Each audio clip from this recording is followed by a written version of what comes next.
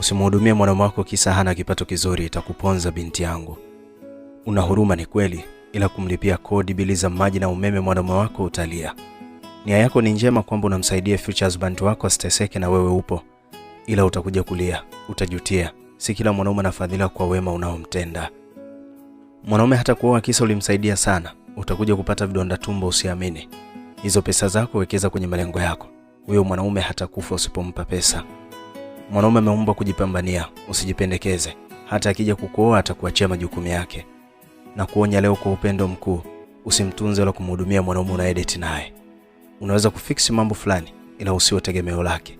Mpe ushauri na amani ya moyo, inatosha. Ukidhani na kuonea wivu na huyo kijana wako, miaka 5 ijayo utanipigia simu unisimulie. Mambo mazuri na wafundisha mabinti na wanawake kupitia WhatsApp group la Favored Women.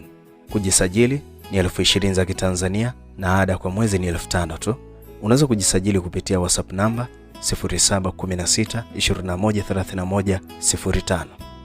Mimi ni Mtia Moyo.